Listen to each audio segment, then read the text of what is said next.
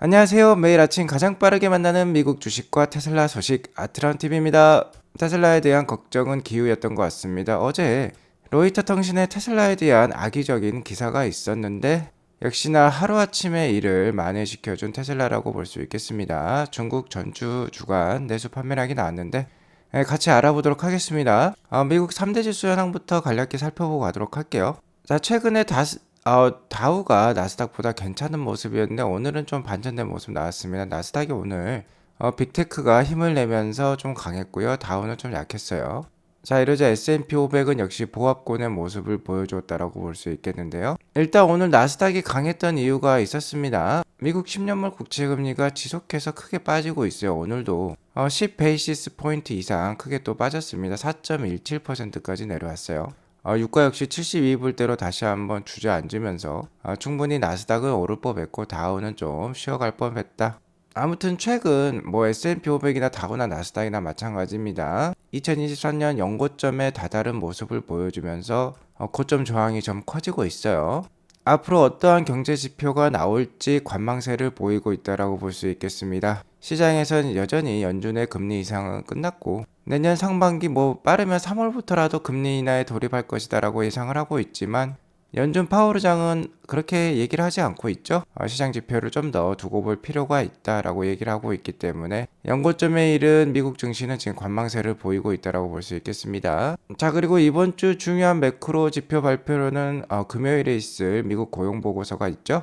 고용 보고서 발표 전에 졸트라는 미국 노동부에서 발표하는 구인 이직 보고서가 나왔어요. 얼마나 채용 공고가 나왔느냐라는 것인데요. 10월달 채용 공고가 나왔는데 이게 873만 건으로 집계가 되었습니다. 전월이었던 9월달 935만 건에 비해서 크게 감소하는 모습을 보여주었고 28개월 만에 최저치를 보여주었어요. 자, 이러한 뉴스를 보면 당연히 연준의 금리 인상 기조는 어느 정도 끝이 나고 조만간 금리 인하에 돌입할 수 있다라는 힌트를 주고 있다라고 볼 수 있겠습니다. 하지만 역시 고용 부문의 끝판대장은 금주 금요일 우리 시간 저녁 10시 반에 있을 미국 고용 보고서 발표라고 될 수 있겠어요. 지난 10월 달 비농업 고용은 15만 명 증가하는데 그쳤고 이번 11월 달 비농업 부문 고용도 19만 명 증가로 예상이 되고 있는데요. 2개월 연속 비농업 부문 고용이 20만 명 이하가 나온다라는 것은 좋은 신호라고 볼 수 있겠습니다. 어쨌든 어느 정도 고용 상황이 냉각이 되고 있다라는 게 드러나면 충분히 금리 인하 시기 앞당겨질 수 있겠어요. 하지만 한편으로는 현재 연고점에 다다른 증시를 우려할 필요도 있다라는 발언이 나오고 있는데요. UBS는 현재 시장이 통화정책과 관련해서 좋은 뉴스만을 너무 많이 반영 중에 있다. 너무 낙관적으로 지금 보고 있다라는 거죠. 현재 S&P 500이 4,567인데 내년에 4,700까지 오르는데 그칠 것이라고 얘기를 하고 있네요. 아무튼 미국 주식, 특히 미국 지수 투자에 있어서는요. 가격이 싸지면 계속해서 무던히 모아가시면 좋겠습니다. 나스닥 일봉 차트를 보면 현재 2주가 넘도록 14,000에서 14,500 사이에 박스권을 보여주고 있어요. 연고점에 가까워지면서 쉬어가는 흐름이 나오고 있는데요. 자, 앞으로의 고용과 물가 상황이 중요하다고 볼 수 있겠습니다. 고용과 물가 지표가 시장이 우호적으로 나오면은 14,400을 뚫어내고 새로운 상승 트렌드 보여줄 수 있고 그렇지 못하다라고 하면은 1차 지지라인 13,500, 2차 지지라인 13,000선을 고려하시면서 떨어지면은 좀 더 추매로 계속해서 되어가면 좋을 나스닥 지수라고 볼 수 있겠어요. 자, 그러니까 가장 좋은 상황은 미국 고용 상황이라든지 CPI, PCE 물가 지수가 계속해서 둔화 완화되는 흐름이 나오면서 미국의 GDP라든지 이런 경제 성장률이 어느 정도 받쳐주는 모습이 나온다라고 하면 다시 한번 미국 증시 상승세 이어갈 수도 있겠어요.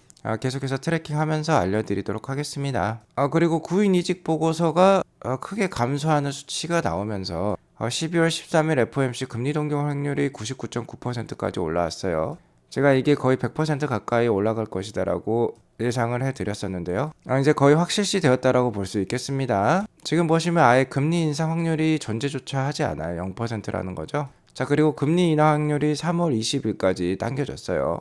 이제 정말 한 3개월만 있으면 금리 인하에 돌입할 수 있는 미국이라고 볼 수 있겠습니다. 금리 인하에 돌입을 하게 되면 계속해서 베이비 스텝이죠. 0.25%포인트씩 계속해서 내려가는 모습 내년 연말까지 우리가 기대를 해볼 수 있을 것 같네요. 자, 그러면 테슬라 투자자 입장에서는 괜찮은 상황이 내년에 벌어질 수 있다라고 볼 수 있겠습니다. 금리 인하가 되면 차량 할부 금리도 인하가 되니까 차량 판매량이 늘어날 수 있고요. 테슬라는 이에 걸맞추어서 계속해서 새 제품을 내고 있고, 사이버 트럭과 같은 제품이죠. FSD도 발전을 시키고 있습니다.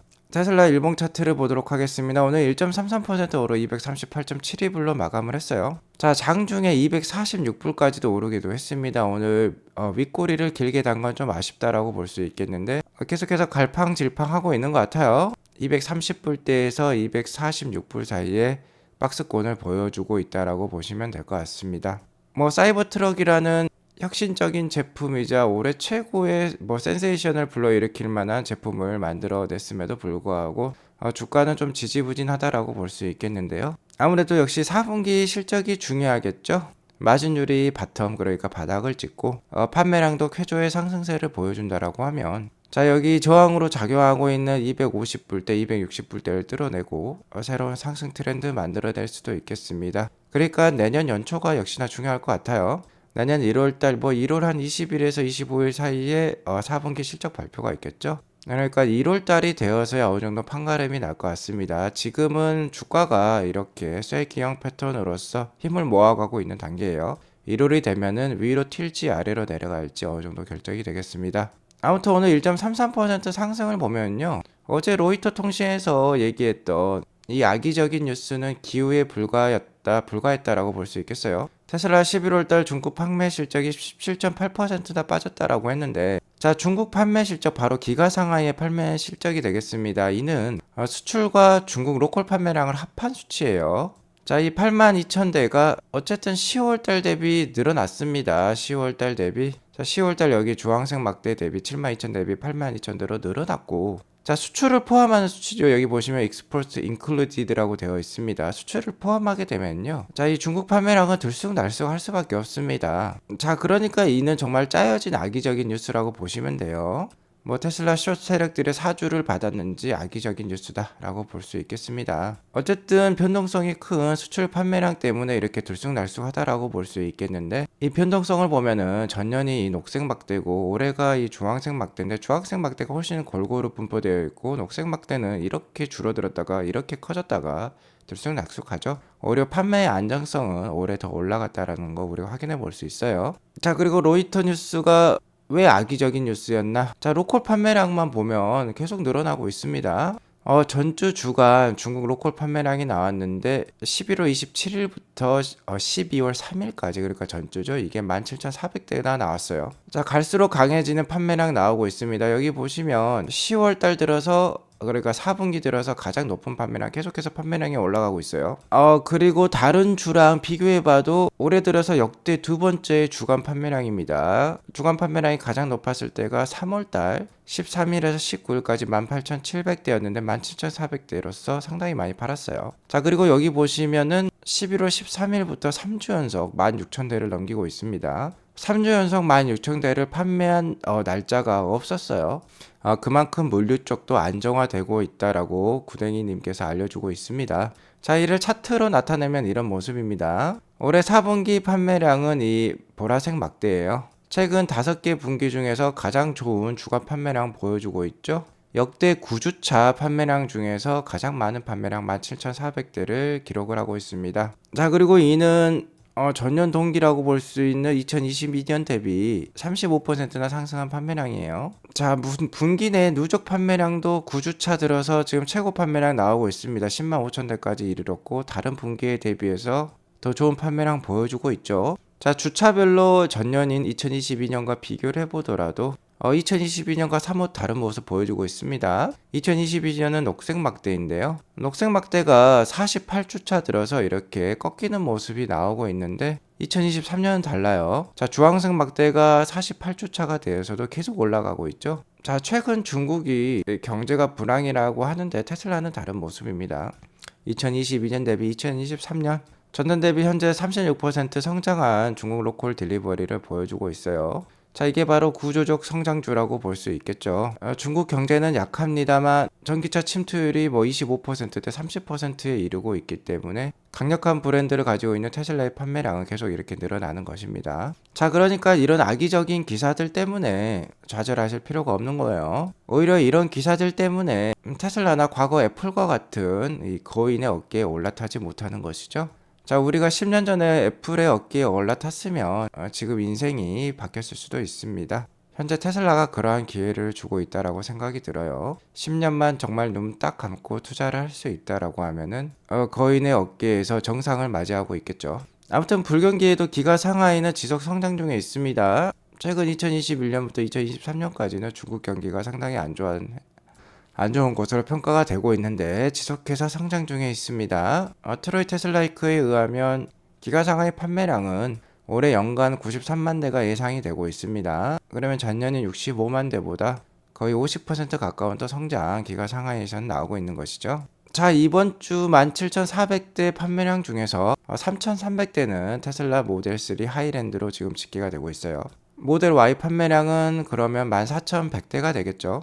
모델 3 판매량은 지금 다소 아쉬운 것 같습니다. 11월 초순에 4,800대를 주간 판매량을 기록하고 계속해서 3,000대의 중국 로컬 판매량을 기록을 하고 있는데, 이는 역시 10월달, 11월달 유럽 판매에 모델 3 하이랜드가 집중이 되고 있기 때문이라고도 볼 수 있겠어요. 역시 12월 말로 갈수록 모델 3 판매량이 어떻게 될지 살펴볼 필요가 있겠고요. 여기서 주목할 점은 모델 Y가 모델 3보다 더 비싼 모델인데도 불구하고 판매량이 상당히 크다라는 거예요. 모델 Y가 여전히 잘 판매되고 있다는 점은 고무적인 일이라고 볼 수 있겠습니다. 어쨌든 12월 중국 로컬 판매량 계속해서 주목할 필요가 있겠습니다. 전체적인 모델 3, 모델 Y의 판매량을 합했을 때와 그 다음에 모델 3 하이랜드 판매량은 계속 주목할 필요가 있겠어요. 자, 그리고 중국뿐만 아닙니다. 우리나라 한국에서도 테슬라는 잘 판매가 되고 있다라는 게 지금 수치로 드러나고 있어요. 자, 11월 달 수입차 판매 순위가 나왔는데 한국 내 1등 수입차 모델은 테슬라 모델 Y였습니다. 11월 달 3,542대를 판매를 하면서 한국 내 가장 강력한 모델이죠. 바로 벤츠 E클래스를 넘어서는 판매량 보여주고 있습니다. 자, 이는 중국산 모델 Y RWD죠. 그러니까 스탠다드 레인지 LFP 배터리를 탑재한 이 모델 Y가 5,699만원에 출시하면서 벌어진 일이라고 볼 수 있겠는데요. 상품성 개선과 함께 가격만 어느 정도 받쳐준다라고 하면 언제든지 독일 프리미엄 3사를 위협 가능하다라는 게 이 차트에서 나오고 있다라고 볼 수 있겠죠. 자, 실제로 테슬라 모델 Y, 중국산 이 테슬라 모델 Y가 9월 달부터 국내에 인도가 되기 시작을 했는데 3개월 만에 1만 대 판매를 돌파를 했습니다. 특히 9월 달에는 4,206대나 판매가 되었죠. 자, 그러니까 테슬라는 생산량만 받쳐준다라고 하면 언제든지 이 독일 프리미엄 3사를 이 야성을 누를 수 있는 포텐셜을 가지고 있다라는 거예요. 특히 이제 모델 2, 그러니까 25,000불에서 30,000불짜리 저가형 모델이 나온다라고 하면은 국내 현대 기아도 정말 긴장을 해야 됩니다. 최근에 태국이라든지 인도에서도 공장을 설립할 수 있다라는 뉴스가 나오고 있는데 멕시코뿐만 아니라 중국, 태국, 인도에서마저 모델 2를 생산한다라고 하면은 생산량이 받쳐주면서 국내에도 대거 수입될 수도 있어요. 정말 우리가 알게 모르게 수면 밑에서는 엄청난 일들이 지금 벌어지고 있는 것입니다. 자, 지각 변동이 일어나고 있다라는 거예요. 9월 달부터 11월 달까지 3개월간 모델 Y가 1만 대 넘게 팔리면서 2023년 전체 테슬라의 한국 판매량은 2022년을 11월 달에 넘어섰습니다. 자, 그리고 현재 하이랜드가 동남아에서는 계속해서 런칭이 되고 있어요. 말레이시아에서도 판매를 시작했고 홍콩에서도 잘 팔리고 있는데요. 자, 우리나라도 조만간 들어올 것입니다. 내년 초면 이제 하이랜드를 만나볼 수 있겠는데요. 하이랜드가 투입이 되기 시작하면 이제 연간 판매량 2만 대는 쉽게 넘길 수 있을 거예요. 테슬라의 한국 내 연간 판매량 최고 수치는 2021년에 기록한 17,800대인데요. 2024년이 되면 아마 2만 대를 넘어서서 역대급 판매량이 모델 3 하이랜드와 함께 나타날 것 같습니다. 계속해서 기대가 되어지는 테슬라라고 볼 수 있겠고, 역시 내년에는 사이버 트럭의 해라고 볼 수 있겠죠. 사이버 트럭이 런칭을 하면서 다소 비싼 가격 때문에 판매량이, 그러니까 수요가 떨어질 수도 있다, 예약을 걸어둔 고객들이 취소를 하고 있다라는 소문이 나오고 있는데요. 전혀 그렇지 않습니다. 지금 현재 유튜브나 SNS 상에서는 사이버 트럭과 관련된 리뷰가 계속해서 범람하고 있는데요. 성능면에 있어서는 타의 추종을 불가해요. 사이버 트럭이 나오기 전에 내연기관 픽업 트럭에서 가장 강력한 차량이 바로 F150 랩터 R인데요. 일단 가격을 보더라도 테슬라 사이버 비스트, 사이버 트럭에서 가장 강력한 모델이죠. 무려 845마력에 제로백이 2.6초로서 람보르기니나 페라리 웬만한 스포츠카의 제로백을 넘어서는 성능을 가지고 있습니다. 자, 이 차량이 99,990불이에요. 누가 보면 상당히 비싼 차량이라고 생각할 수 있지만 람보르기니나 페라리가 20만 불, 30만 불이 넘어가기 때문에 오히려 싸게 보이는 면도 있어요. 그런데 이 F150 랩터 R은요, 테슬라보다 성능이 떨어집니다. 자, 마력도 700마력으로서 테슬라보다 떨어지고 제로백도 3.6초로서 테슬라보다 떨어져요. 그리고 크기만 더 클 뿐이지 적재 용량이라든지 견인력도 더 떨어집니다. 자, 그러니까 사이버 트럭 비스트가 나온 이상 누가 F150 랩터 R을 사려고 할까요? 물론 이러한 고전적인 디자인을 좋아한다라고 하면 살 수도 있겠지만 당연히 이쪽으로 수요가 몰릴 가능성이 높습니다. 가격도 훨씬 싸죠. 역시나 관건은 생산이라고 볼 수 있겠어요. 내년에 얼마나 생산량을 뽑아주어서 사이버 트럭을 잘 인도할 수 있을지가 관건이라고 볼 수 있겠습니다. 생산량이 올라오면 단위당 생산 원가가 떨어지게 되죠. 바로 규모의 경제가 일어나면서 수익성이 올라가게 됩니다. 생산량이 떨어지면 대당 1만 불의 손해를 볼 수도 있다라고 하는데요.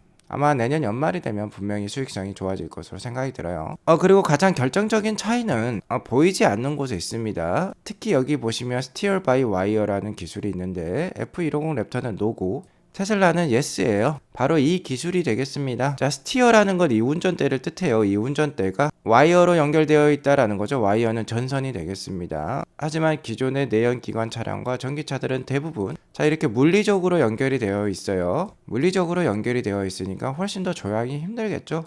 팔에 힘이 더 많이 들어간다라고 볼 수 있겠습니다. 하지만 전기적 신호로 제어를 하게 되면은 물리적으로 많은 힘이 필요 없고요. 자, 이 네 바퀴를 모두 전기선으로 연결을 하게 되면 따로따로 조향이 가능한 거죠. 자, 이렇게 물리적으로 연결되어 있으면 앞바퀴만 연결이 되어 있다라고도 볼 수 있겠고 바퀴들을 따로따로 제어가 불가능하다라고 볼 수 있겠습니다. 자, 이렇게 스티어 바이 와이어 기술을 쓰게 되면 운전대 위치를 자유자재로 배치를 할 수 있어요. 국가별로 차량 개조를 할 필요가 없습니다. 영국 쪽 방식을 따르고 있으면 운전대가 이쪽에 있죠. 미국 쪽 방식을 따르고 있으면 이 왼쪽에 운전대가 있는데 와이어로 연결을 하기 때문에 내부 구조를 이런 식으로 변경할 필요가 없는 겁니다. 상당히 간단해진다라고 볼 수 있겠고, 자, 이러한 공간이 이제 비게 되는 거죠. 그러니까 내부 공간 활용이 극대화된다라고 보시면 돼요. 전자식으로 제어를 하기 때문에 핸들 회전 횟수가 감소할 수 있고요. 좌우 150도 정도만 조향을 해도 급격한 유턴을 할 수 있습니다. 조속 시에는 전자적으로 제어하면서 민감한 조향이 되게끔 설정이 되어 있고요. 고속 시에는 당연히 민감하게 조향이 되면 안 되겠죠. 안정된 조향을 전자식으로 만들어낸다라고 볼 수 있겠는데 장점만 있는 건 아닙니다. 단점도 있겠죠. 만약에 배터리가 다 떨어진다라고 하면은 전기적으로 제어가 되는 거니까 조향이 불가하다라고 볼 수 있겠고, 자, 하지만 배터리가 다 떨어지면 당연히 차를 운행할 필요가 없으니까 큰 문제는 안 될 것 같은데요. 이 전자장치가 고장이 난다라고 하면은 문제가 될 수 있기 때문에 이중화 설계는 필요하다라고 볼 수 있겠습니다. 그에 따라서 비용이 또 증가할 수도 있겠는데 물리적으로 이러한 부품이 안 들어가니까 전체적으로 비교를 해보면 비용은 더 싸다라고 볼 수 있겠네요. 아무튼 사이버 트럭이 출시되면서 재밌는 리뷰 영상이 나오고 있는데 이거 한번 재밌어서 같이 보도록 할게요. 자, 이렇게 사람을 태운 카트로 사이버 트럭을 때려도 전혀 사이버 트럭이 흠집 하나 나지 않습니다. 이렇게 강력한 차체를 가지고 있어요. 아무튼 내년이 기대가 되는 테슬라입니다. 오늘 이것으로 방송을 마치겠고요. 오늘 방송이 도움이 되었으면 구독과 좋아요 알람 설정 꼭 눌러주세요. 행복한 수요일 되시기 바라겠습니다. 감사합니다.